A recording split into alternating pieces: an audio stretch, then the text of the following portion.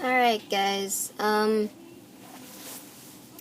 so before I start the video, I am going to say that I'm very, very sorry for not uploading a video for like, what, a couple of days? I don't even know anymore. But, yeah. It's just that, well, me and my procrastination. And, it's probably because I'm a bit lazy and I don't want to upload videos, or I've been way too much into what I've been doing, which is basically animating, writing scripts and stuff like that. And so basically I keep forgetting to upload videos, so I'm sorry. So without further ado, I'm going to go and start playing Asagao Academy. Okay, hey guys, welcome back to another Asagao Academy, and let's get started on playing load data.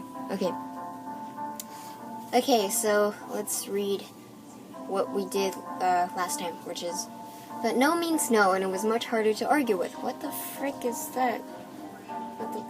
Okay. With a lump in my throat, I placed the note into an envelope, sealed it, and taped it to the front of my door. That was that then. What a weight off my mind.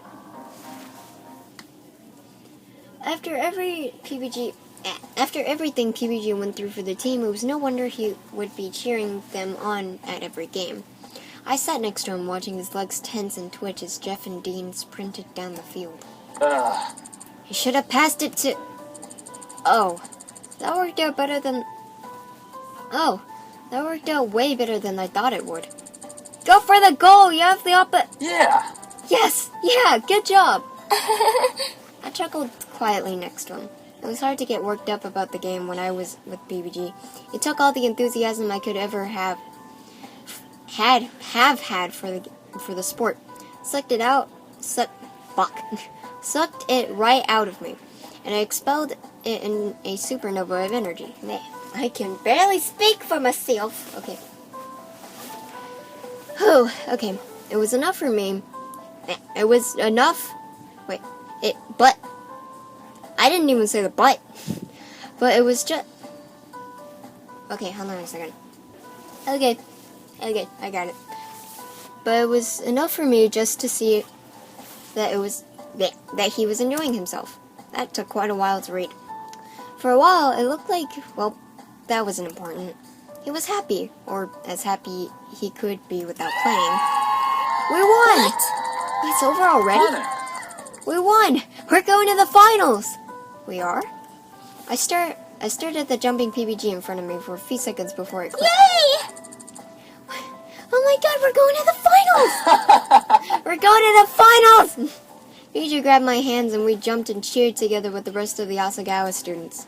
The two teams shook hands and thanked each other for a good game, and then the strikers piled onto our side of the field, forming a mosh pit of the happy athletes. I have to go congratulate them. He disappeared into the crowd immediately. Excuse me, sorry. I forcefully shoved my way out of the stands, which was harder than it sounded. I hate being so dang short. By the time I came out, PBG was being hugged by all of his teammates. I giggled. I'm so proud of all of you. You nailed it. Yeah! We wouldn't have been able to do it without you, bro. Bro? Maybe I should give them a moment. And did you see that feint McJones did? I didn't know he had it in him. He usually plays a long-term psychological strategy. Well, I'm glad you're happy. I was a little worried that after all of this time, it would still be a little bit painful to see them playing without you. Yeah. PBG shoved his hands in his pockets, staring wistfully into the distance as the wind blew through his hair. As happy as I am that we'll be able to go to the finals, it's a bittersweet feeling. He flipped his hair dramatically. I guess that's just how the sword falls. I don't think that's a saying. It's definitely a saying. I shook my head and grabbed PBG's hand.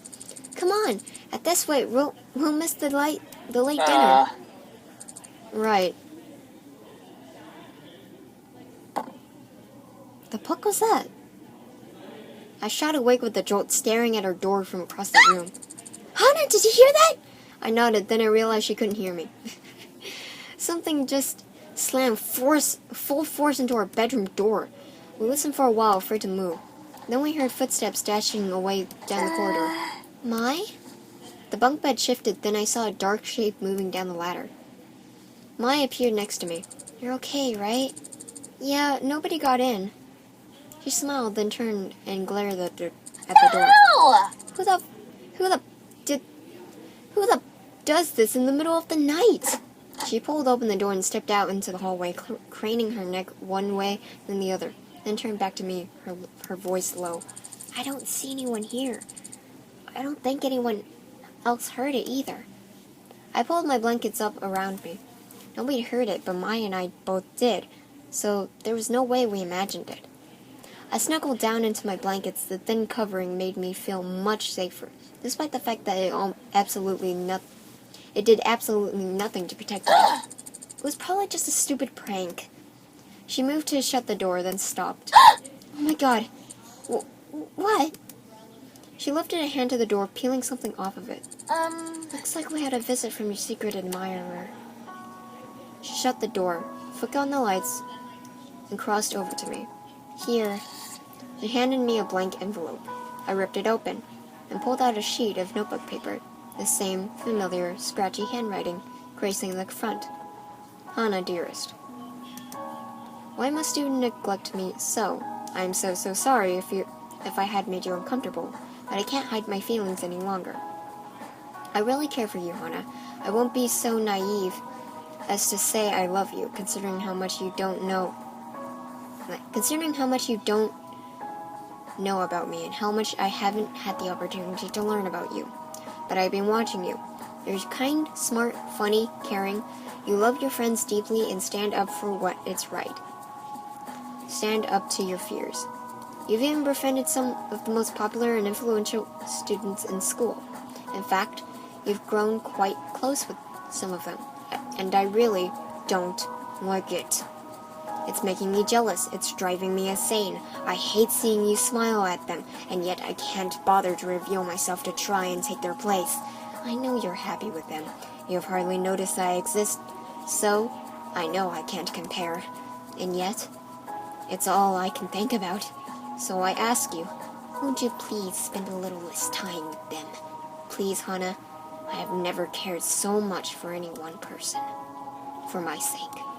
Love, your admirer. Mai? I handed her the note and sat in silence as she read it. Well, it's a little unsettling, but I don't think you have to worry about it. No, I have to worry about it. That is like a freaking Yandere note. What the frick? No. I shivered and drew the blankets closer around myself. This is a guy, assuming it's a guy, who is so afraid of revealing himself to you that he apparently won't even talk to you. Do you really think he's going to do something? I don't know. Hopefully not. But it's scary. Do you think I should tell someone? I don't know. Asagao doesn't have a great track record of dealing with these kind of situations. What do you mean? Let's just say I knew someone who got a little intense about another person. Ooh. That person told the staff here what was happening and almost got no response. The crazy behavior was allowed to continue, and the students were left to sort it out themselves. When the student again turned to the staff, talking about how they felt in danger, the staff told them it was the students' responsibility to police their own behavior. That's awful. Agreed. It's not something that we want to talk about a lot. Asagao is a really nice place. Obviously it is. You know this by now. But they do a lot of things in an effort to save face, so families will keep sending their students someplace as expensive as this. Maybe that unfortunately includes sweeping a lot of incidents under the rug. Hey, don't worry. Things were much worse in the past. Nowadays, they've gotten a lot better, because the students here behave more like people. But I am saying that I wouldn't tell the teachers unless there was an actual threat. I don't want you to suddenly get kicked out of the academy because you were trying to cause trouble. And like I said, I don't think anything is going to happen. And if it does, I'll be here to protect you. Mai held up an arm and flexed it. Yeah! I know it seems like a joke, but volleyball really has made my arm strong. I could definitely take someone out. Man, why isn't there a Mai route? She grinned brightly at me and I smiled. Thanks, Mai. Anyways, it's late. We should go to bed. Yeah. She glanced at the door again, then crossed over and locked it. Can't be too safe. I have to protect my beloved Hana. Oh, that's so cute. He shut off the lights and crawled into bed. As my bed creaked and wiggled with Mai's movements, I tried to convince myself that what she said was true. But try as hard as I could, my mind couldn't ease. As strong as Mai was, she was still just, a girl. I didn't want to admit it, but men were taller, stronger, faster than women were, and we had no idea who this guy was.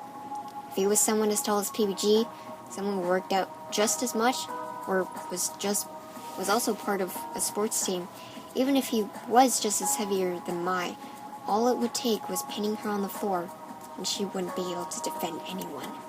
My heart started beating faster, and I shook my head. There was no point to these thoughts, none at all. Still, I usually tossed and turned before going to bed, but I found myself staring at the door as I tucked myself in, facing it as close as I closed my eyes. Just go to sleep, Hana. Worry about this tomorrow. Ooh, things are going crazy. I'm scared. Me too. I barely slept that night. It seemed like full days passed before Mai woke up and I started getting ready for school. Now that I was back in the classroom, I alternated between periods of absolute panic-ridden paranoia and falling asleep at my desk. As I stared up ahead of me, my vision sliding in and out of focus. Hey. Hana? Oh, PBG, what brings you here? School? Fancy that. Hana, are you okay? You seem a little off today. What makes you say that? It's lunchtime and you're still sitting at your desk. Mai gave up and left you behind. What? How could she? So, what's bothering you? I didn't want to drag PBG into this, did I? I didn't sleep well. He frowned at me and laid a hand on my arm. Hana. It seems like something is really bothering you. If it's okay, I'd like you to trust me. I want to help you. Will you tell me the truth? Could I tell PBG the truth? The note tells me to stay away from the normal boots guys, and any other guy I was getting close to. If that person was violent, I could be putting PBG in danger by telling him. Should I really tell him the truth? Oh, should I? Okay. I don't want to put PBG and Hana in danger. But this could also this could also move the plot forward, or this could also move the relationship a bit closer. I don't want anything bad to happen to them. I don't want anything bad to happen to both of them. Oh. Okay, you know what? Buck this. I'm telling him the truth. Well... I explained to him what was happening with the notes. How they started, stopped, and now how they were getting creepily insistent. PBG's face grew darker as I went on. Finally, I finished with last night's incident. I was too scared to sleep. Hana. You should report this. No, that's okay. Mai already told me that reporting it wouldn't work. And even if she didn't tell me, I had plenty of prior experience at my old school to show that reporting things generally only made it worse. Okay, yeah, that's true. I I can handle this on my own. So you don't need to worry about me.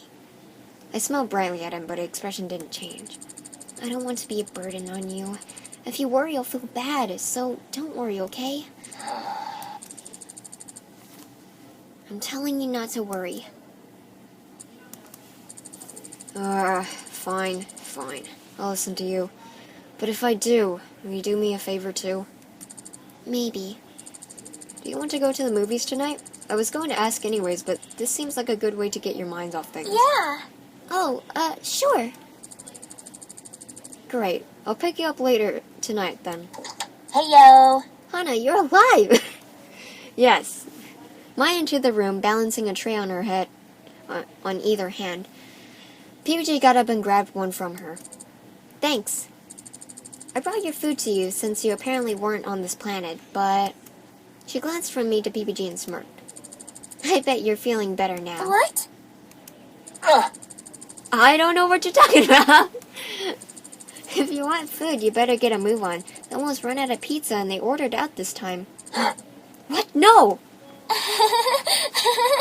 PBG sprinted from the room and I laughed. You really are feeling better now. Yeah, I guess I am. So we were going to the movies? You didn't give me a time. What would we see? Oh God, no! PBG and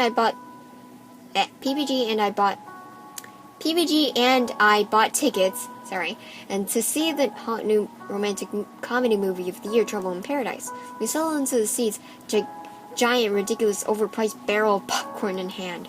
At first, the movie was going well. There was a clumsy female lead and the stubborn alpha male lead, but then the movie took a turn for the creepy. By the time PBG was howling and the female lead lost 2 limbs, jeez Louise! It was apparent we'd fallen for false advertising. This is a horror movie, not a rom-com, and considering someone was stalking the female lead, it was hitting a little close to home. I grabbed PBG's hand and patted it, hoping to calm him down. Are you okay? Yeah, I'm okay. I'm fine now. At least it wasn't... The color drained from his face. I glanced at the screen and the male lead jumped into the ocean and was swimming towards a boat maybe a mile away. Oh no. PBG, what's wrong? He didn't respond. His eyes were glued to the screen. No. PBG, what? I jumped. There was a splash and a streak. Oh, jeez, I forgot that PBG was afraid of sharks. Oh, jeez Louise, I forgot PBG was afraid of sharks. A shark grabbed onto the man's leg and pulled him under the water. I turned back to PBG, who was frozen, mouth open. He flung himself out of the chair, tears streaming down his face, and sprinted up the aisle out of the theater. There was a small smattering of applause. People were evidently glad he left. What? I bowed my head in apology as I fled the theater, avoiding the angry looks of the other patrons. I found PBG leaning against a pillar outside, head pressed against the cold stone. Hey. Are you okay? Yeah, I'm okay. Sorry about that. Don't even worry about it. I never knew you were afraid of sharks. Yeah, I don't get it either. He stood there, breathing deeply, still looking pretty sick. Hey, do you want some cotton candy? Cotton candy? Yeah. I'll buy it for you. My treat. Okay, I could go for some cotton candy. I swear to God, if there's another no, I'm going to punch my laptop. No, just kidding. We headed back to the train station, PBG happily munching on his pink cotton candy. He looked way better now. I wasn't sure why sharks made him so scared. They make me scared! Why I looked on the verge of death, but I was happy he was dead. You can really scream, can't you? I didn't mean to. You don't think the other people in there were bothered by it, do you? No. It's a scary movie after all. I'm sure they expected it. It probably added to the excitement. PBG finished up his cotton candy, licking his fingers happily. I smiled. You know, I'm glad you were scared enough to run out of the theater. I didn't really like that movie. What? No? I wanted something to take my mind off things, but that... I'm glad you were scared, because I got to focus on you instead. I'm not sure how it helped, but I'm glad I did. As we headed back up to the dorms, PBG fell silent. It was oddly familiar, and soon I remembered this exact thing happened the night he bought me my game. He stepped in front of the Primrose house. Hana. Wait, you don't think that guy is going to come back tonight, do you? I let out a breath, and I didn't even know I was feeling disappointed for some reason. I don't know. Please be safe, please. And text me if anything happens. You still have my number, right? No. Oh, here. EVG pulled out his phone. Give me yours. I listed my number slowly for him, feeling my face heat up. For some reason, my heart was beating really hard. Yeah. Got it. I'll send you a text. My phone vibrated in my pocket. When I pulled out, I saw an emoji of a cookie and a shark. I giggled. I got it. Thanks. Good. Text me if anything happens. Anything at all. I mean it. It'll be better if you text me, because I just get worried all night anyways. Okay, I will. It won't inconvenience me at all. Got it? Okay, I'll text you. Great. Now get inside, it's cold. He ushered me up the front steps and held the door open for me. I curtsied to him. Thanks again, my dear knight. Anything for you, my lady. I giggled as he let the door close. When I got to the staircase, I turned. Fuji waved at me through the glass. I waved back. When I spent time with PBG, I felt relaxed. I wasn't worried about what was going to happen, or how I might mess up, or what someone would think. I just wanted to talk to him, to be around him, to spend time with him. It was fun with him. And now that he was gone, I missed him. Sighing, I headed off to bed. The tournament was coming soon. I needed my rest. Whack! I shot awake with a jolt. Wait, hadn't this happened before? Mai? I know, I think it's the... Laughter filled the hall, and then the running footsteps sounded again, fading away into the distance. Chills ran down my spine. The bed wiggled and squeaked. Mai patted softly over the door. Yup, another note. Mai read the note, then handed it to me without saying anything. My dearest Hana, I've seen you hanging around with those other men, those normal boots men. I cannot abide it any longer. Please stop hanging around with them. It is tearing me apart. Any more of this, and I might lose my mind. Yours ever, the admirer. My heart stopped. This person sounded like they were really upset. What if something happened? Text me if anything happens. I grabbed my phone and frantically pulled up PBG's number. They came again. They left a threat this time. Seconds later, my phone vibrated. I'm coming. What? He was coming? No, you don't need to come. I sat and stared at my phone, waiting for a response, but nothing came. I glanced at Mai, who was climbing up into her bed again.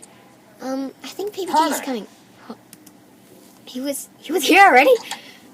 I opened the door. PBG stood there, disheveled and panting. Are you okay? You're not hurt, right? I didn't see anyone out there. No, I'm fine. PBG pulled me against him. He was hot and slightly damp, clearly having sprinted over from bluebells. Thank goodness. The person came and left this note. They hit our door again, but this time they laughed, like they were having fun. I pulled away from PBG and ran to get the note. As he read, he frowned. I really don't like this. He handed it back to me and nodded, as if he decided something. Hana, I'll be there for you no matter what. You don't need to be afraid of this guy, because I'm going to protect you. So feel free to decide how you want to deal with the situation. I know it's difficult for you. I'll support you no matter what. Thank you. I don't know what I want to do yet. Can I have some more time to think? Of course, anything. Thank you for coming all the way here. I feel much better now. I'm sorry I woke you up. It's fine, I wasn't sleeping anyways, so the drug probably did some good. Wait, I thought his foot... Maybe it healed over time. I nodded. PBG stood there, smiling. Well, You can go back now. Oh, right. I can't really stick around in the girls' dorm now, can I? He smiled, but his tone seemed worried. Don't worry, it'll be okay. Okay. Be sure to lock the door after I leave, okay? Okay. Mai has no say in this? Okay, never mind then. Text me again if there are any problems. I will. And draw your curtain shut. You don't want people trying to look in from outside. We're on the 3rd floor, don't worry about me. Go to sleep. Okay, I'm leaving. I give him a quick hug. Thanks, PBG. Yeah, no problem. Okay, I shut and locked the door behind him. As promised, then crawled on his bed. As I pulled Mr. Bunny to my chest, Mai snickered from her bunk. You got something to say? No, I'm not saying anything. She snickered away. The bed shifted as she turned away over and settled down to sleep. Freaking Mai, I love Mai. I was glad PBG came. I felt much safer knowing he was looking out for me. I shifted groggily awake the next morning, well before the alarm was supposed to go off, so early in fact that it was still dark out. I stretched my neck, which stiffened in the night, came back to a question that was sitting in the back of my mind the entire time I was trying to sleep. What should I do now? PBG said he had my back, and I knew Mai did too. With those two supporting me, I finally felt like I could handle things. But should I tell a teacher? Handle it myself? I didn't even know who was doing this. Something wasn't adding up. My thoughts ran back to last night, PBG pulling against me. Thank goodness. What was I thinking about that now? I had better things to do. You're a true main character, Hana. Boy, this is great. You're dense as a brick. Oh, sometimes I just want to strangle you. And why? Wait. I flipped on the lights, quietly pulled out my drawer, digging through until I found the secret admirer notes I had. I laid them out on the floor, in front of me, glancing from one to the next. That's it. That's what was wrong with them the whole time. That's what was making them awkward.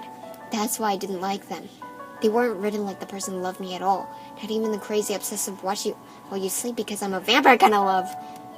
They were written like someone was trying to replicate what love looked like. Not to mention they were hitting at staying away from the Normal Boots Club. Maybe I wasn't so afraid of this admirer after all. A loud thud slammed into the door and I was on my feet in a flash. I pulled it open, hoping to catch a glimpse of the secret admirer in the act, but as I stepped into the hallway, my foot landed on something soft. Something soft, squishy, and warm. I looked down. I slammed a hand against my own mouth and lifted my foot back into the air. What? PBG is like freaking sleepwalking. He was snoring quietly on the floor, sprawled out against the entrance to my room. I knelt down behind him, prodding him frantically. PBG, get up! You have to go before someone sees you! Had he been there a whole night, standing watch to my door? You need to go, you'll be caught! He didn't say anything. He barely seemed to even register I was there. Okay. Oh my god. This is so freaking funny! Oh, jeez. Okay, see you guys next time in the Trevor's with you, and let's see if we can catch the glimpse of the secret admirer.